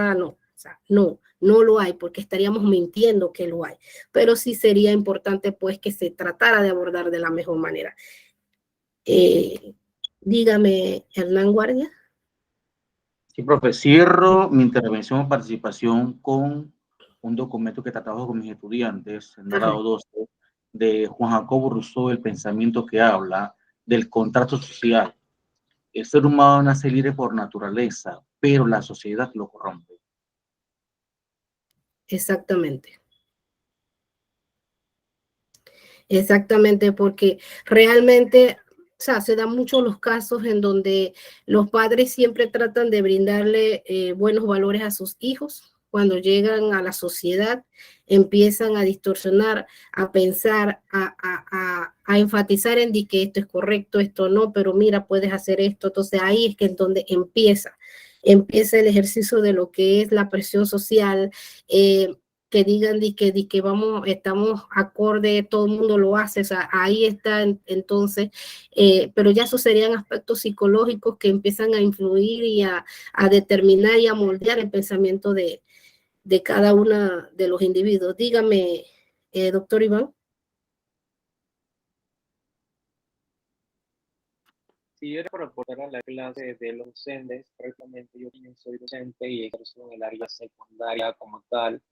Lo que estaban comentando hace un momento en cuanto a las legislaciones que están apareciendo hoy en día, realmente es algo que siempre ha existido, pero que muchas veces no se ha cumplido. Una estudiante del curso escribió hace un par de momentos aquí en la plataforma, creo que fue la estudiante Rosemary, que existe una pirámide que se llama pirámide de Kelsen. En efecto, la Carta Magna, que es la Constitución Política de Panamá, es la que está por arriba de todas las otras legislaciones o decretos que existen como tal, y siempre nos hemos acogido a un resuelto o nos hemos acogido a un reglamento interno del plantel, pero muchas veces los reglamentos internos violan lo que son las constituciones y no tienen como tal un aval de que ese reglamento está acorde como tal, sino la revisión que simplemente hacen los abogados de Meduca, pero como todos somos humanos, todos cometemos errores, ¿verdad? Y a veces aprobamos o avalamos algo que realmente no cumple con la jerarquía de la legislación. Un caso muy particular puede ser como cuando los estudiantes asisten al centro educativo en chancletas o, por ejemplo, asisten con zapatillas y muchas veces el personal docente o el personal administrativo lo retiran que se regresen a su casa. Ahí estaríamos violando el derecho a la educación del niño. Inmediatamente, aunque el reglamento interno me diga que no puede entrar con zapatillas, nos tenemos que ir a la Constitución Política, donde dice que la educación es un derecho absolutamente de todos los niños y niñas de la República como tal, y no puedes buscar como un coadyuvante para decir que no puede entrar a dar su clase porque va en zapatillas o va en chancletas. Entonces ahí es donde tenemos que tener clara la vista en saber qué se está cumpliendo y qué no se está cumpliendo acorde a la Constitución Política. No es algo nuevo, es algo totalmente antiguo desde que se creó la Constitución Política de Panamá, pero que muchas veces por no conocer, como mencionó la docente hace un momento, lo que no conocemos se nos hace extraño y pensamos que es como nosotros lo interpretamos, pero no es como lo interpretemos, es como está escrito en la Constitución. Y como mencionó la profesora Rosemary, existe una pirámide de Kelsen y es ahí donde nos tenemos que guiar realmente. Sí, precisamente como lo indica el doctor Iván, la Constitución es la que prima sobre las otras leyes y todo acorde, todo lo que está en contra de lo que establece la Constitución es considerado inconstitucional y puede ser objeto de cualquier aplicación de un recurso por reconocerse su inconstitucionalidad como tal. Pero sí, en cierto punto, cuando hace mención de lo que es la utilización de los zapatos correctos, siempre es necesario pues que también para la creación de reglamentos internos se tomen en cuenta la situación socioeconómica de los estudiantes y también el área en donde está ubicado determinado centro educativo, que es muy importante que se tomen en cuenta estos aspectos, pero como también se da lo que es la prevalecencia de ciertos derechos, hay que también analizarlos de manera individual e independiente y tratar de valorarlos y equilibrarlos porque sí, en cierto, hay derechos que son superiores a otros derechos y también se tienen que evaluar de todos los aspectos psicológicos, aspectos económicos, en todos esos aspectos son fundamentales para determinar y establecer cuál está por encima de otro, cuál derecho prima sobre el otro. Diga Daisy Vargas. Buenos días nuevamente. La consulta es respecto a cuando a un estudiante se le hace alguna sanción por alguna falta de respeto. Entonces ellos no tienen por qué quedarse en casa, o sea, no es permitido esa ¿cómo se le llama eso? Expulsión por 3 días o 2 días, creo que es. Eso no sería entonces permitido con base al derecho del estudiante a la educación. No estaría legal entonces. Es que lo que sucede es que, por eso, que todo tiene que ser valorado dependiendo de cuál es la situación, de cuál es el conflicto, de cuál es el problema, porque en tal caso se tiene que hacer una valoración, porque ya le digo, si un estudiante está realizando actos inmorales que va en contra del reglamento interno y que puede influenciar de manera negativa en los otros estudiantes, porque ellos van a decir, mira, ese estudiante es grosero, yo también puedo serlo. Entonces, si la persona, la autoridad en ese momento, el funcionario encargado de valorar y disciplinar esas determinadas situaciones, considera que ese acto puede ir en contra y puede que influenciar de manera negativa, entonces en ese aspecto sí se tienen que tomar medidas disciplinarias, pero eso va a depender, como ya le mencioné, del reglamento interno de cada institución, porque cuando se establece un reglamento interno se tiene el aval del Ministerio de Educación. Como dice mi compañero, somos humanos, nos equivocamos, pero esa formalidad que establece el mismo Ministerio de Educación está determinando el valor jurídico y legal de determinado documento. Se supone que si ya fue evaluado, fue aprobado, tiene valor como tal. Entonces, si se señala que determinado comportamiento requiere la expulsión, entonces hay que reconocer que determinadas sanciones pueden también representar parte de su derecho a educación, porque se le está enseñando a los demás estudiantes, a los demás alumnos, que cada sociedad tiene determinadas reglas de comportamiento y que requieren ser valoradas y puestas en práctica. ¿Alguna pregunta, licenciada Daisy Vargas? No, yo creo que ahora ha quedado un poco más claro el asunto. Gracias. Bueno. ¿Algún más, otro aporte, doctor Iván?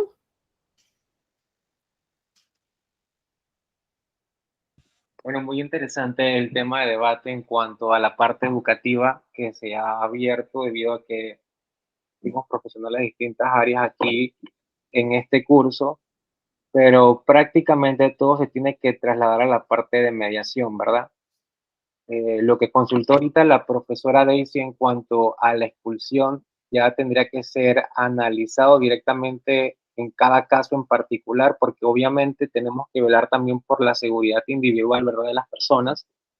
Y si la estadía de un alumno en un centro educativo X representa un peligro para otro alumno o para un docente debido al caso, ¿verdad?, que se está desarrollando en determinado momento, ya se toma como prevalencia la seguridad individual de las personas, ¿verdad?, porque ya entraríamos al derecho a la vida y a la seguridad como tal, y ya ahí se puede colocar una medida de suspensión, pero por este caso. Pero por un caso ya menos complejo, como por ejemplo que un alumno le faltó el respeto a un docente y es algo donde se puede llevar una mediación como tal. En este caso, pues se puede optar porque el mediador sea la autoridad competente en el colegio, que sea el director o alguien personal de disciplina como tal, y utilizando los métodos alternos de resolución de conflicto y todas estas técnicas, podamos llegar a un acuerdo donde el estudiante pues pida disculpas, reconozca su error como tal, o no solo el estudiante, sino también el docente, porque sabemos que muchas veces existen docentes que también sobrepasan lo que es el respeto con el estudiante y que piensan que porque son el docente también pueden irrespetar al estudiante de una u otra forma. Entonces hay que mirarlo en las dos caras. No siempre el estudiante es la víctima, pero tampoco, no siempre el estudiante es el culpable. Entonces, aquí se tienen que ver ambas partes, porque todo surge desde un conflicto.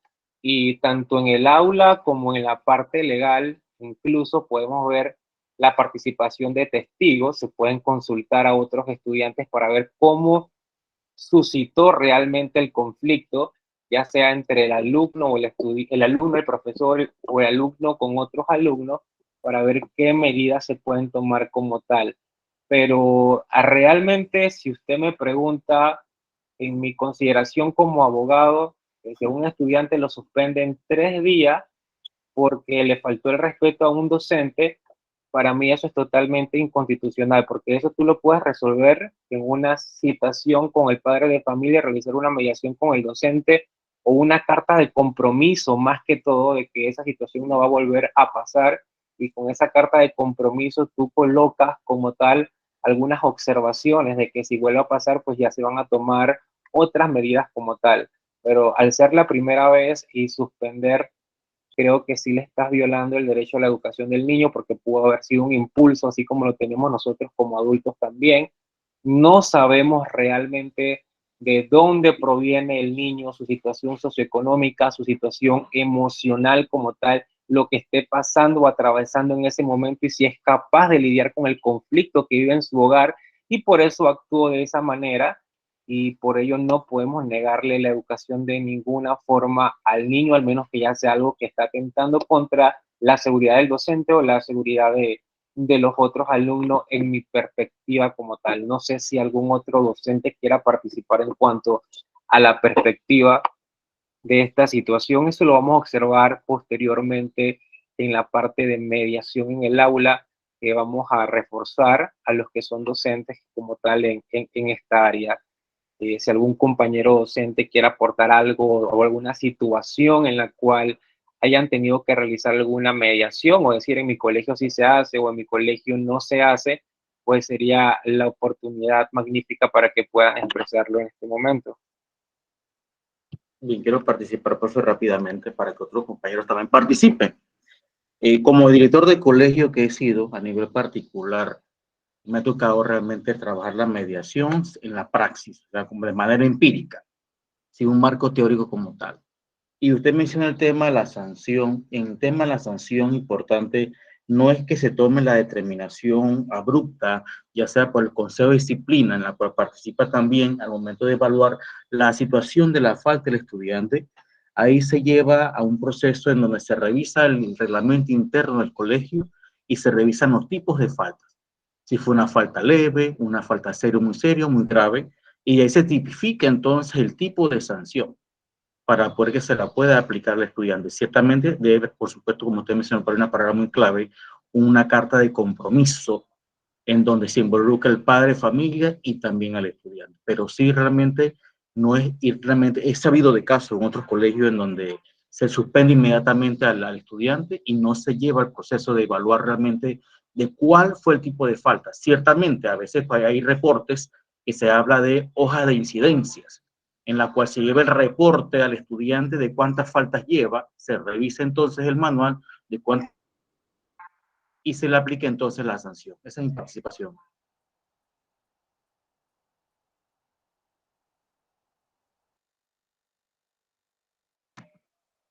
¿Se me escuchó? Sí, claro. Sí, sí. Sí se le escuchó, licenciado Hernán Guardia. Sí, en efecto, todo puede ser mediable o conciliable.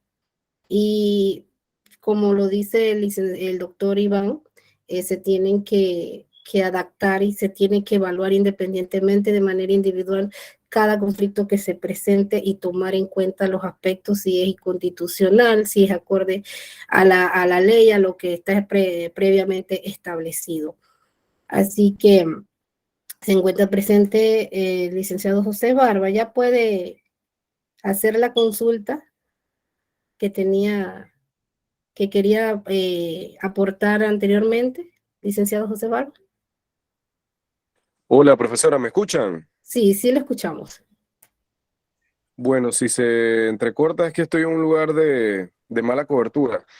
Mire, empezando la clase, antes de las 9 de la mañana, tocaban el tema de que muchas veces las víctimas quedan fuera del proceso o no son resarcidas, pero también hay otra cara de la moneda donde las víctimas no quieren ser resarcidas y simplemente buscan un tipo de venganza en la justicia. O sea, ven a la justicia como un tipo de venganza, solamente quieren ver al acusado o al imputado preso, más nada, ellos no quieren ser resarcidos, pues. Ese era mi aporte.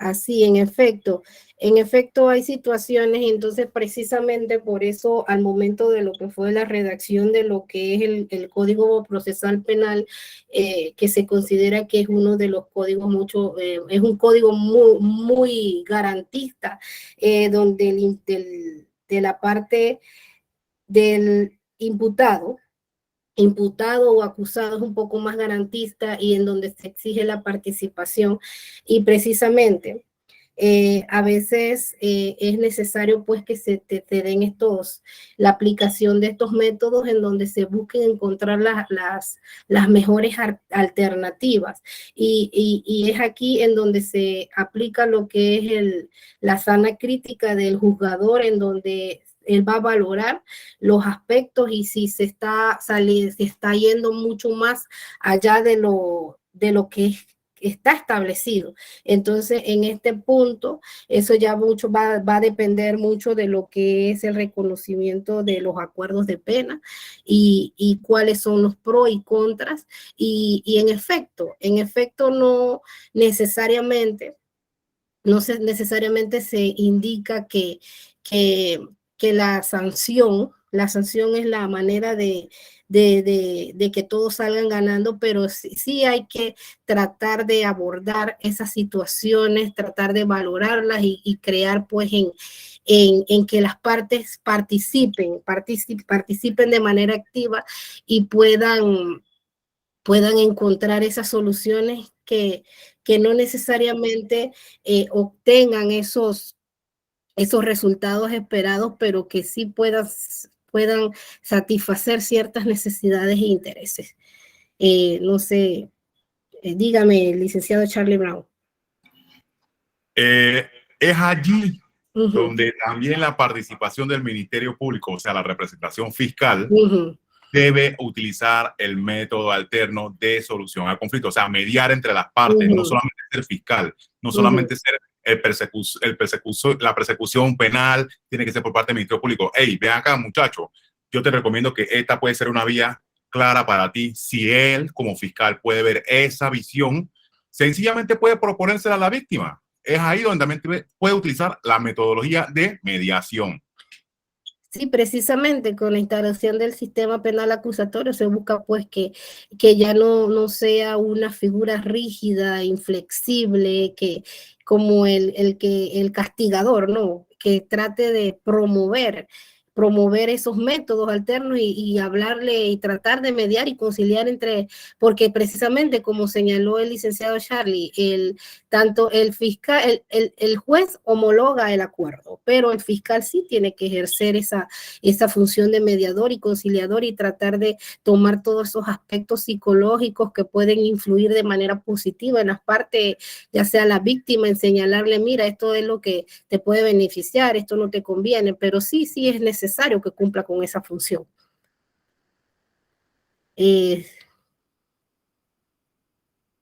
Así que no sé, licenciado José Vargas, ¿alguna otra opinión?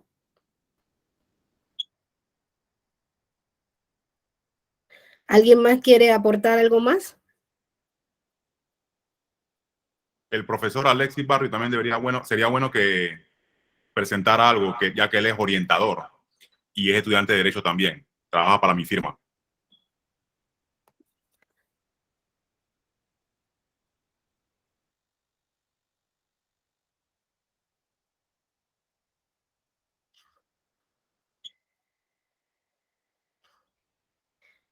Bueno, no veo al licenciado Alex. Ah, sí, el licenciado Alexis Barrio está aquí.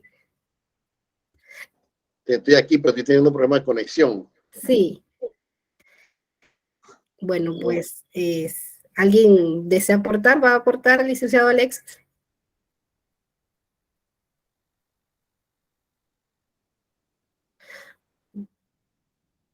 Bueno, para finalizar, bueno, espero que hoy haya sido una clase productiva. Tratamos a toda costa de que se puedan tocar los temas que les sean beneficiosos para cada uno y para sus profesiones. Como se ha señalado aquí, en este grupo hay diversidad, hay juristas, hay educadores, y bueno, se trata de analizar cada una de las ramas en donde se puede aplicar los métodos alternos y que puedan brindar soluciones y resultados satisfactorios y para cada uno de ustedes. Espero que, bueno, pues que hoy haya sido una clase productiva y los espero pues la próxima clase. Por favor, antes de culminar, pueden encender la cámara todos para tomar la captura de la sesión. Gracias. Profesora Nedelka, si podrías, por favor, dejar de compartir para que puedan seguir todos los estudiantes en la pantalla. Okay. Gracias. Voy.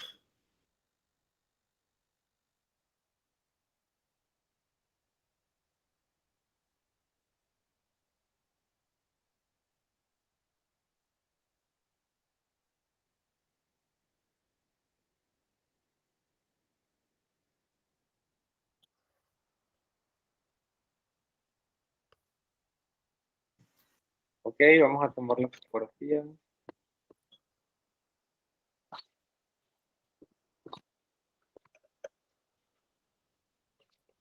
Listo, muchísimas gracias por participar en esta segunda sesión. La próxima semana continuamos con la tercera sesión y durante la semana vamos a realizar actividades asincrónicas como resolución de casos prácticos y al igual como todas las semanas el resumen de lo que es la clase y un PNI positivo, negativo e interesante que ya lo pueden observar dentro de la plataforma de Classroom. Que tengan excelente fin de semana a todos y nos vemos en la próxima clase. Gracias por su participación. Gracias, hasta pronto. Gracias, bendecido fin de Gracias, semana buen día. para todos. Hasta pronto. Gracias, hasta luego. Hasta luego. Hasta luego a todos. Hasta Gracias. luego. Chao. Hasta luego.